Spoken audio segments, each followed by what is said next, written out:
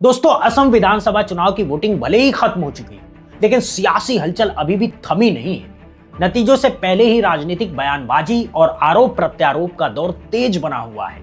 इस बार चुनावी मुकदमे के बीच जिस एक चेहरे ने सबसे ज्यादा सुर्खियां बटोरी, वो है कांग्रेस के प्रवक्ता पवन खेड़ा। उनके बयान, उनकी टाइमिंग और उसके बाद हुए घटनाक्रम ने चुनाव के आखिरी चरण में पूरे माहौल को काफी हद तक बदल दिया है और नई बहस छेड़ दी है। यह पूरा मामला 4 अप्रैल से शुरू होता, जब पवन खेड़ा ने एक प्रेस कॉन्फ्रेंस करके सीधे असम के मुख्यमंत्री हेमंत विश्व शर्मा के परिवार पर गंभीर आरोप लगाए। उन्होंने सीएम की पत्नी रिंकी भुइयां शर्मा को लेकर सवाल उठाते हुए दावा किया कि उनके पास एक से अधिक देशों के पासपोर्ट होने की संभावना है। खेड़ा ने यह भी कहा कि उनके पास ऐसे कुछ दस्तावेज मौजूद हैं जो यूएई, मिस्र, एंटीगुआ और बारमूडा जैसे देशों से जुड़े होने की ओर इशारा करते हैं। उनके इस आरोपों के सामने आते ही राजनीतिक माहौल और ज्यादा गर्मा गया और चुनावी चर्चा का केंद्र अचानक बदल गया। उन्होंने सीधे सवाल उठाया कि क्या रिंकी भुइयां शर्मा भारत की नागरिक भी हैं? अगर हां, तो उनके पास इतने अलग अलग देशों से जुड़े दस्तावेज कैसे हो सकते हैं? पवन खेड़ा ने यह भी कहा कि यह मामला सिर्फ किसी एक व्यक्ति तक सीमित नहीं है, बल्कि राष्ट्रीय सुरक्षा और कानून से जुड़ा एक गंभीर मुद्दा बन सकता है।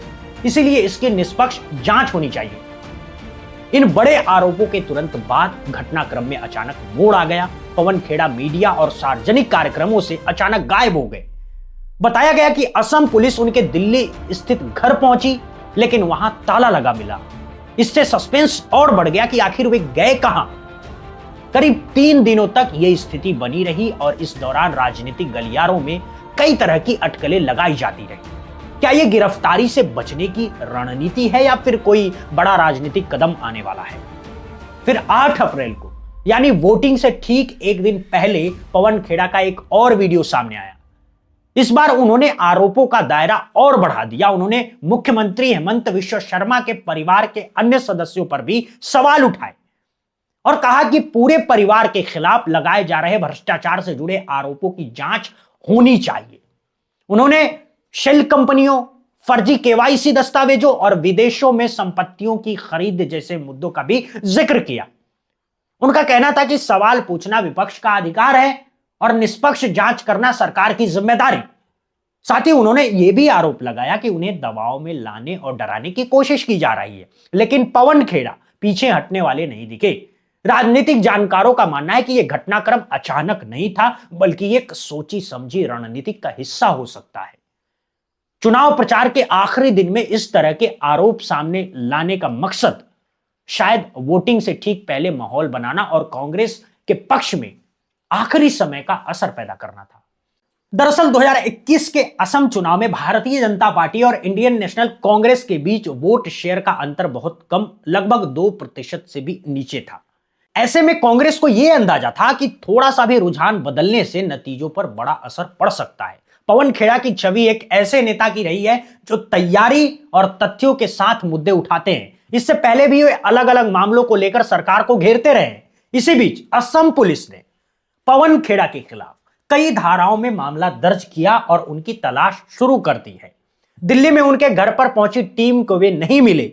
बाद में जानकारी सामने आई कि वे हैदराबाद पहुंच गए हैं। हैदराबाद में उन्होंने तेलंगाना हाई कोर्ट का दरवाजा खटखटाया, जहां कोर्ट ने मामलों को देखते हुए उन्हें 1 हफ्ते की अंतरिम राहत दे दी है। इससे उन्हें तुरंत गिरफ्तारी से राहत मिली और राजनीतिक रूप से भी थोड़ा समय मिल गया है। और दूसरी ओर असम के मुख्यमंत्री हेमंत विश्व शर्मा ने इन सभी आरोपों को सिरे से खारिज कर दिया है। उन्होंने इसे कांग्रेस की साजिश बताया और कहा कि चुनाव से ठीक पहले ऐसे आरोप लगाना जनता को भ्रमित करने की कोशिश है। उन्होंने इसे भावनात्मक मुद्दे से जोड़ते हुए कहा कि यह न सिर्फ उनके परिवार बल्कि असम के सम्मान से भी जुड़ा मामला है। अब सबसे बड़ा सवाल यही है कि क्या पवन खेड़ा की इस रणनीति का असर वोटिंग पर पड़ा? क्या यह आखिरी समय का दांव कांग्रेस के लिए गेम चेंजर साबित होगा या फिर बीजेपी का जवाब ज्यादा प्रभावी रहेगा?